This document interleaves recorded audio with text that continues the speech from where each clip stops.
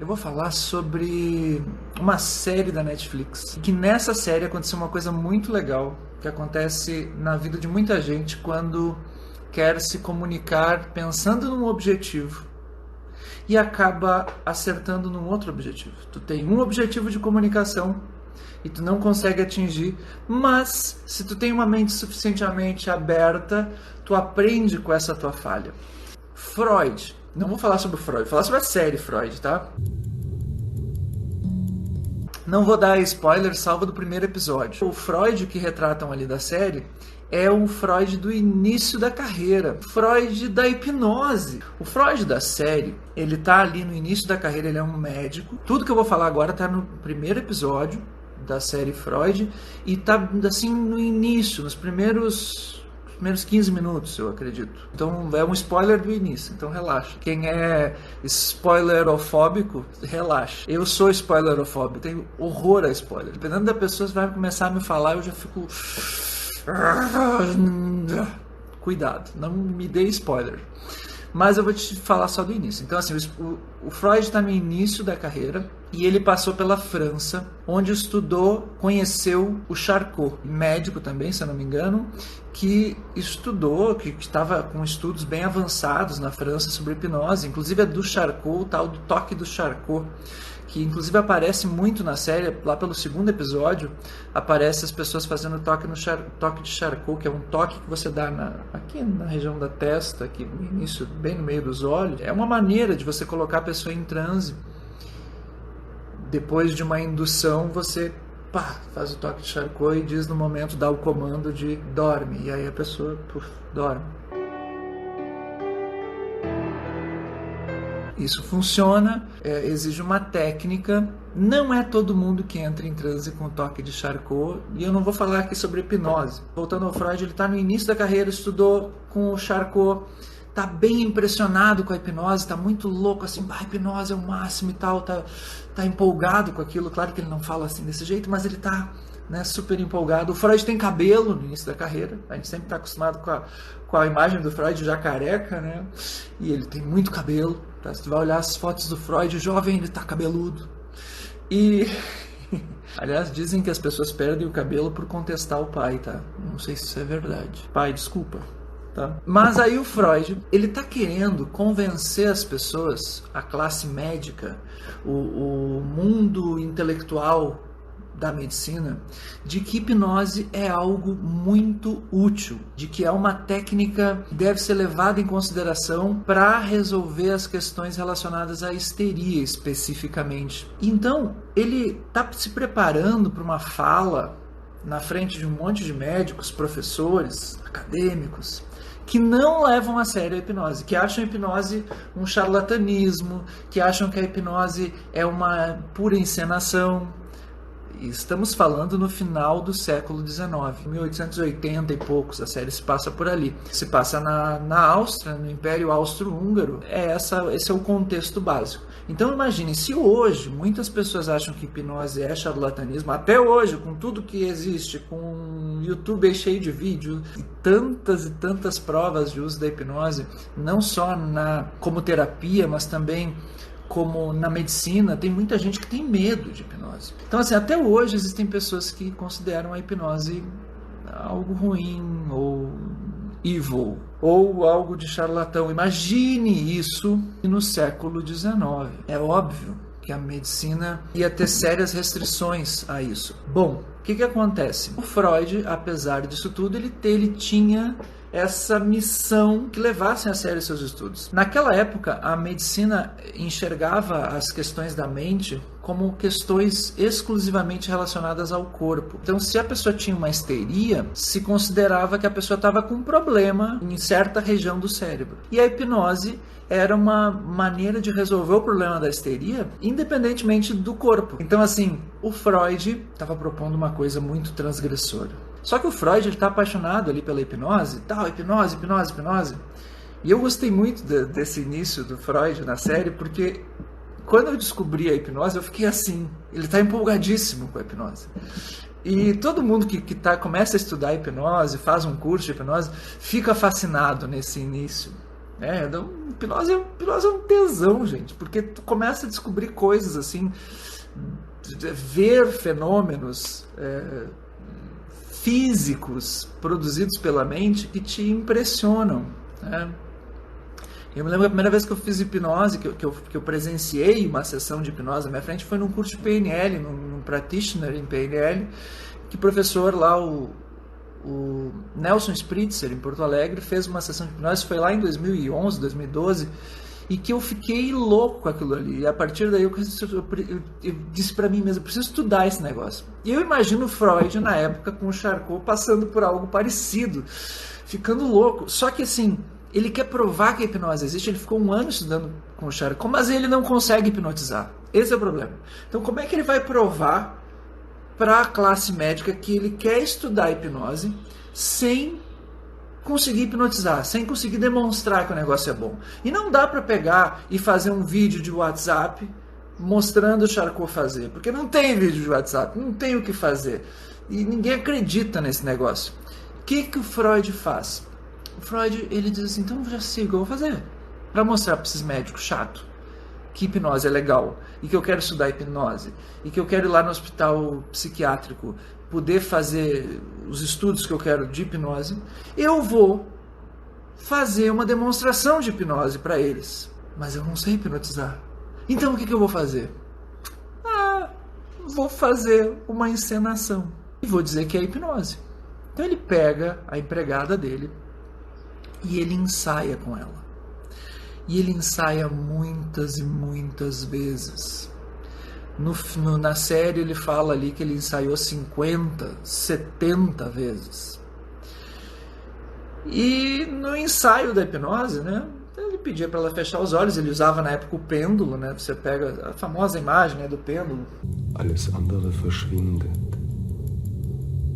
O que é para ensinar o seguinte, é que ela está num quadro de histeria, por conta de um fato que teria ocorrido com ela, na historinha que ele inventou, que é a seguinte, ela era muda, mentira, né, porque ela falava, mas ela ficou muda por conta de um filho que ela perdeu num acidente com uma carruagem que passou, na época não tinha carro, né, então uma carruagem que passou e atropelou. Ela foi gritar e gritou, mas ele não ouviu, e aí o filho morreu atropelado. E na hora, depois que ela gritou e ele não ouviu, ela ficou muda, não conseguiu mais falar. Era isso que era para encenar. Então o combinado deles é que, em determinado momento, ele ia fazer ela falar com a hipnose. Combinado isso, muito bem, vamos fazer e tal, tudo certinho. Chega na hora, e ela, ela é a própria empregada do Freud, ela faz aquilo ali, porque ele pede para ela, ele insiste e tal, ela faz. E só que ela também não acredita em hipnose, porque ela diz, vou fechar os olhos. É muito engraçado, no início do filme já aparece essa cena e ela, vamos fazer, sabe? Parece até minha mulher, quando eu queria fazer hipnose no início, quando a gente está aprendendo hipnose, as pessoas não acreditam que vai ser possível, né? Então, especialmente familiares, pessoas próximas, elas são as primeiras a serem céticas contigo. E aí tá lá, por isso que eu me identifiquei muito, né? Olha a minha pretensão, me identifiquei com o Freud. Me identifiquei com a história dele. Então, ele pega e faz, encena tudo, ensaia muitas vezes. Chega na hora de fazer, o pessoal já rindo dele, ele põe no quadro, vou falar sobre hipnose. E aí todo mundo... hipnose, que coisa retardada. Hypnosetechnik. E aí ele vai, e aí ele chama ela, ele bota lá o pêndulo na frente dela, e aí ele começa uma indução de hipnose com ela.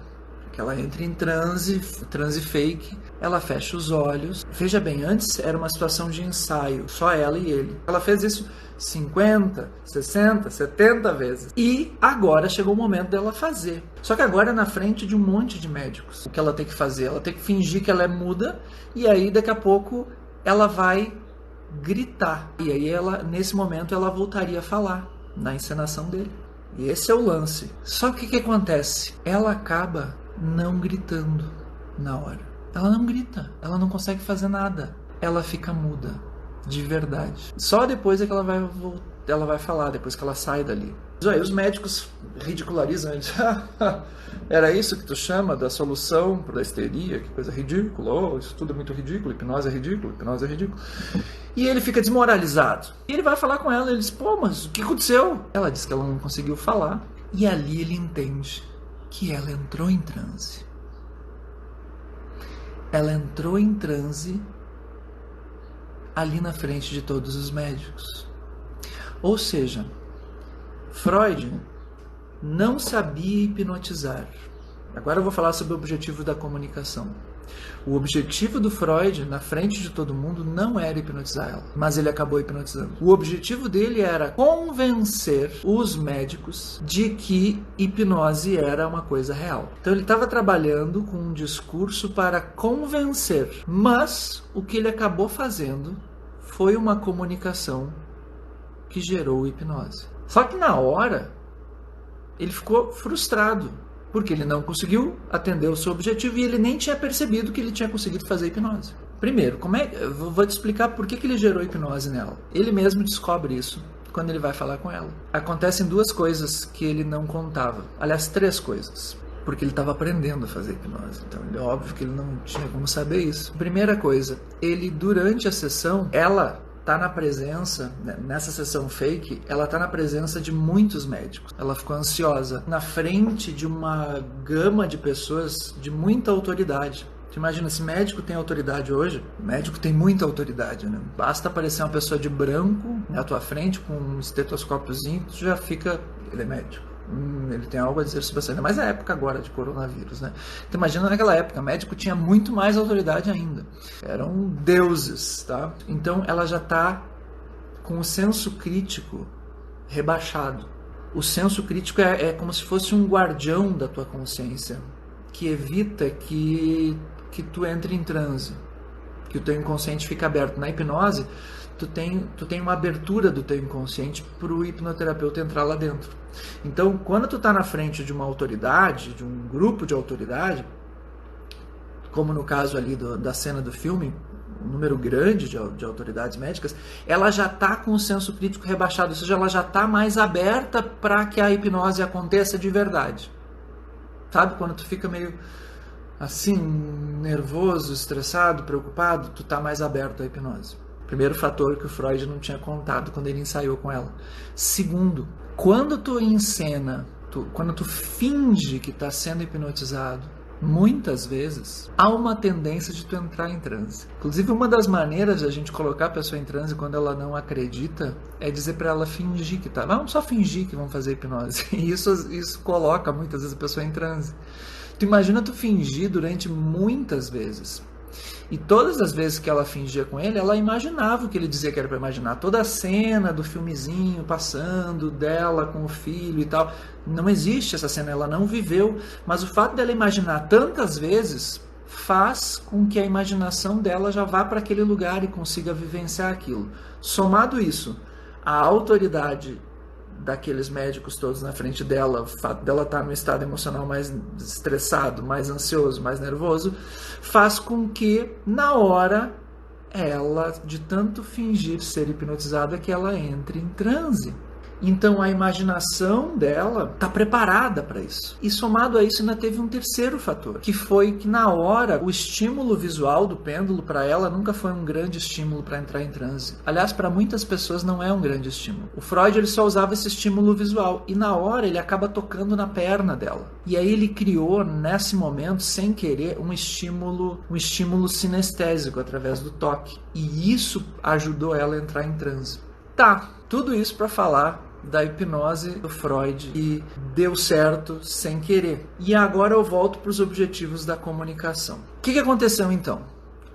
Freud queria convencer as pessoas de que hipnose existe. E ele queria demonstrar às pessoas que a hipnose existia naquela cena. Você vai ver isso no primeiro episódio da Netflix. Ele queria convencer as pessoas. Mas, olha só que louco. Para convencer, ele encenou uma coisa fake, que era fazer uma muda falar. Isso deu errado. E aí ele conseguiu fazer a hipnose de verdade, só que aí o resultado de que a hipnose deu certo foi, em vez de ela falar, ela ficar muda na hora. Uma mulher que fala ficou muda. Em vez de uma mulher muda falar, ele fez a mulher que fala ficar muda. Na sessão de hipnose que deu certo. Se tu tivesse no lugar do Freud, tu fez, ficou ali encenando, ensaiando até não poder mais, e aí chegou na hora, deu errado. Os médicos estão rindo de ti. Que coisa idiota. Hipnose não serve pra nada, não sei mais o que, o pessoal te ridicularizando. Você, jovem médico, querendo estudar hipnose, mas tudo deu errado.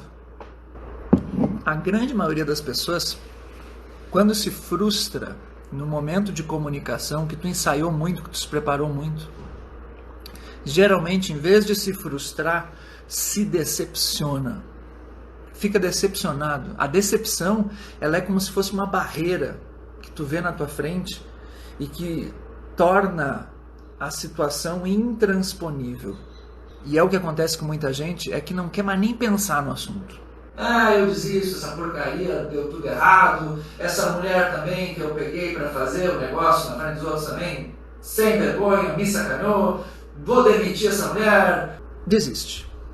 Geralmente as pessoas fariam isso, mas Freud não fez isso. Uma pessoa realmente interessada em se desenvolver nesse negócio que ele tinha descoberto, é óbvio que ele fica frustrado, é óbvio, tu queria que tudo desse certo, mas ele procura descobrir o que deu errado. Então o Freud, ele tinha na cabeça dele aquilo que é um dos pressupostos da PNL hoje que a gente fala, que é não existe fracasso, só existe feedback. Então ele teve um feedback negativo, deu errado, e ele foi perguntar para a mulher, escuta, por que é que tu ficou muda na hora, caramba?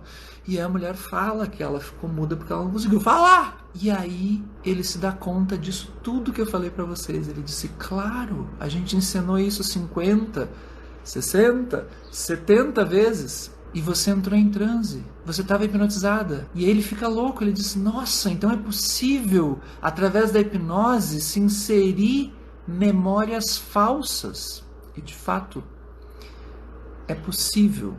Que foi o que ele fez artificialmente, sem querer, com a empregada dele. Então ele teve uma mega descoberta às custas da falha dele de comunicação. Só pelo fato de ele não ter atingido o objetivo de convencer aqueles médicos, foi que ele descobriu que a comunicação dele durante a hipnose e o resultado da hipnose estava certo. Olha que máximo isso. Eu acho lindo isso. O meu grande objetivo aqui era mostrar isso. Quantas vezes as coisas parecem que vão dar errado em termos de comunicação e dão de um jeito, mas tu descobre uma outra coisa. As situações da vida fazem isso com a gente. A gente muitas vezes se decepciona e desiste porque deu errado, mas na verdade não deu. Se tu abrir a tua mente, tu vai descobrir um outro modo de fazer aquilo.